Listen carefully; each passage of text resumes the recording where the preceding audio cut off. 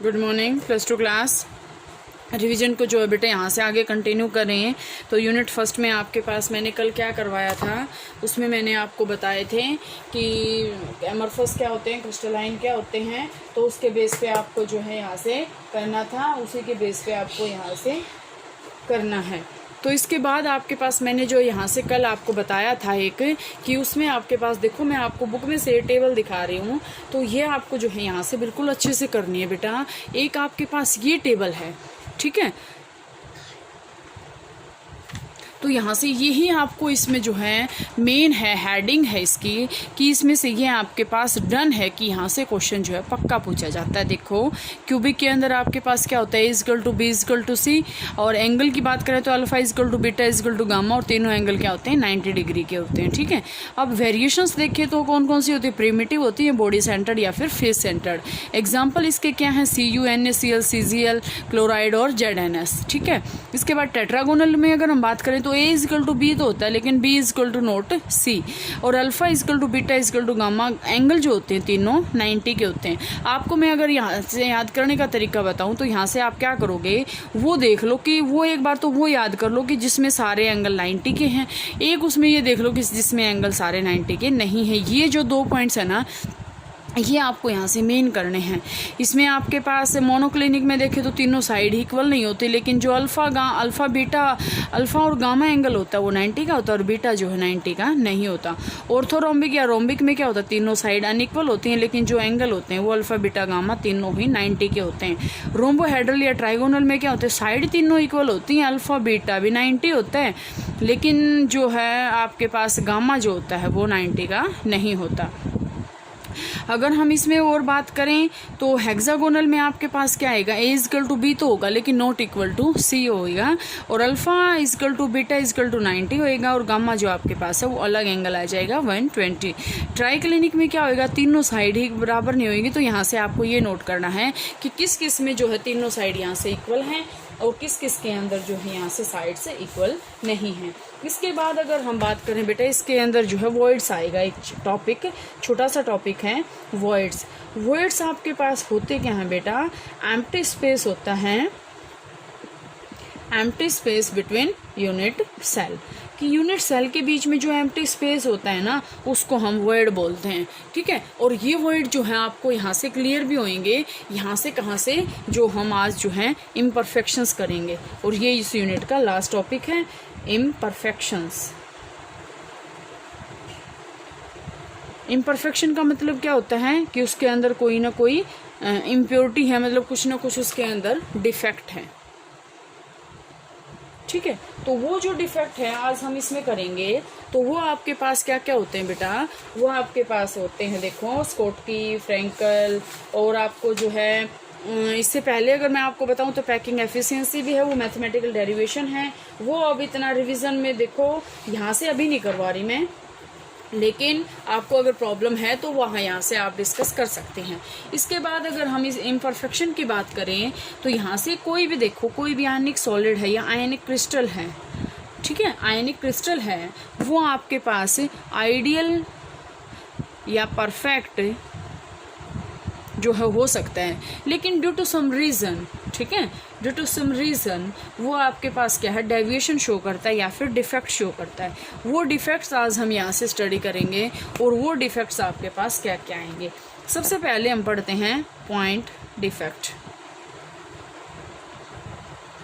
Point defect, point defect में आपके पास क्या आएगा कि ये जो है डिफेक्ट एक काज होता है क्रिस्टल के अंदर, जब एक पीरियोडिक अरेंजमेंट के अंदर से एक एटम या ग्रुप ऑफ एटम जो है यहाँ से एक ही पीरियोडिक अरेंजमेंट, पॉइंट का मतलब एक स्पेसिफिक पॉइंट से, ठीक है, उसको हम पॉइंट जो है मतलब डिफेक्ट बोलते हैं। अब इसमें जो है डिफेक्ट्स के जो हैं यहाँ से आपके पास पॉइंट डिफेक्ट के बाद क्या बन जाती हैं, वैकेंसीज बन जाती हैं, क्योंकि देखो यहाँ से ये चला आ रहा था, ये है, ठीक है। अब अगर मैं यहाँ पे कहूँ कि इस पॉइंट के अंदर ये डिफेक्ट आ गया, तो यहाँ से जो एटम है वो यहाँ से रिमूव हो गया, और यहाँ पे क्या बन गई है, वैकेंसी, ठीक है। इसको हम क्या बोलते हैं, वैकेंसी बोलते हैं। इसके बाद अगर हम इसमें और पढ़ें तो इसमें आपके पास आते हैं स्टोकियोमेट्रिक डिफेक्ट। तो स्टोकियोमेट्रिक डिफेक्ट आपके पास होते क्या हैं, स्टोकियोमेट्रिक डिफेक्ट आपके पास होते हैं कि सच इसमें जो आपके पास है ये जो डिफेक्ट होते हैं स्टोकियोमेट्रिक डिफेक्ट के अंदर आपके पास रेशियो ऑफ कैटायन और एनायन जो है वो तो आपके पास सेम रहेगा, जो है यहाँ से मतलब वो उसकी स्टोकियोमेट्री को जो है मीन्स डिस्टर्ब नहीं करते। स्टोकियोमेट्रिक डिफेक्ट का मतलब क्या होते हैं, वो उसकी स्टोकियोमेट्री को इफेक्ट नहीं करते। ध्यान से देखना, इसके अंदर आपके पास आएंगे दो टाइप्स के डिफेक्ट आएंगे। एक आपके पास आएगा वैकेंसी और दूसरा आपके पास यहाँ से आएगा इंटरस्टिशियल। वैकेंसी डिफेक्ट के अंदर देखो ध्यान से कि ये डिफेक्ट जब होता है जब एक लैटिस साइट जो है मतलब कुछ किसी रीजन के कारण लैटिस साइट जो है वैकेंट रह जाती है, उसको हम बोलते हैं वैकेंसी डिफेक्ट। और वैकेंसी डिफेक्ट ऑलवेज जो होता है वो डेंसिटी जो होती है मॉलिक्यूल की उसको डिक्रीज करता है, क्योंकि वैकेंसी का मतलब होल, वहाँ से मतलब एलिमेंट वहाँ से चला गया, तो डिक्रीज ये ऑलवेज उसको डिक्रीज करता है। इसके बाद जो इम्पोर्टेंट है इसके अंदर वो आते हैं इंटरस्टिशियल डिफेक्ट। इंटरस्टिशियल के अंदर आपके पास जो है दो टाइप के डिफेक्ट आएंगे। एक आपके पास आएगा स्कोट की डिफेक्ट और दूसरा आपके पास आएगा फ्रैंकल डिफेक्ट। ठीक है, स्कोट के डिफेक्ट के अंदर आपके पास क्या होता है, जैसे मैं अगर यहाँ से आपके पास है मैंने ये जो है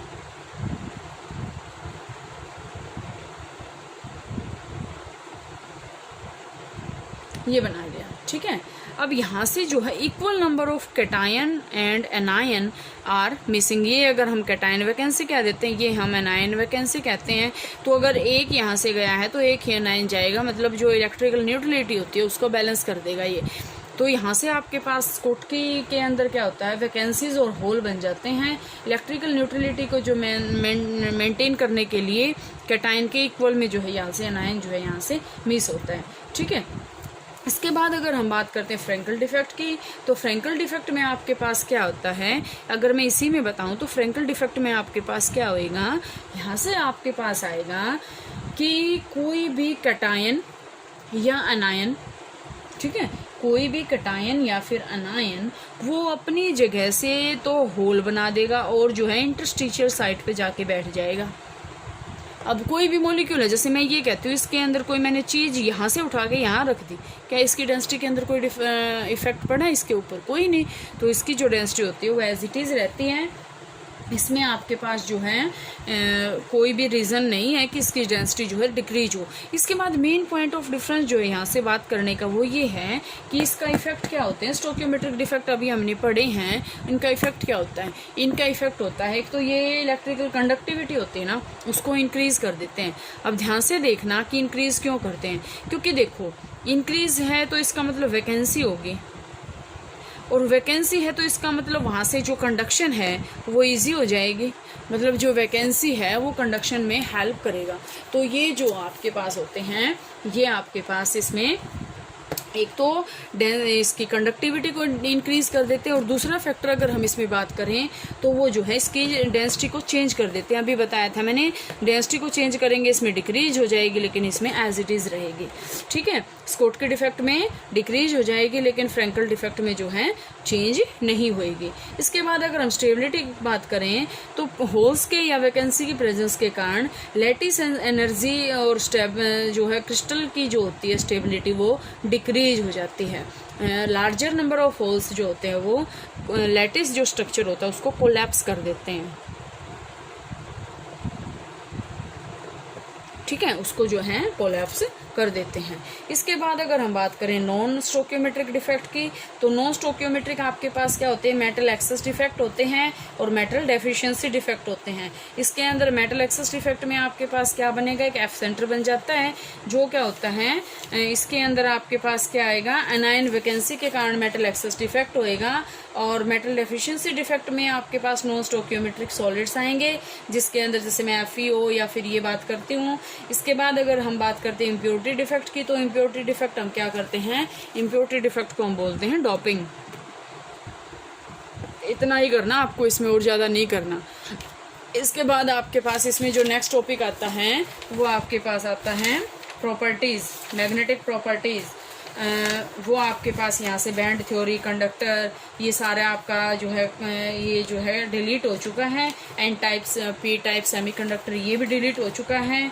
और ferromagnetic magnetic properties of solid ये भी आपका डिलीट हो चुका है इसमें से। तो आपको जो है यहाँ से मेन जो करना था वो मैंने यहाँ से करवा दिया है, और इसके एमसीक्यूज मैं आपको भेज दूंगी, वो आप सोल्व करने की कोशिश करेंगे। नहीं होता तो वो मेरे से आप पूछ लेंगे।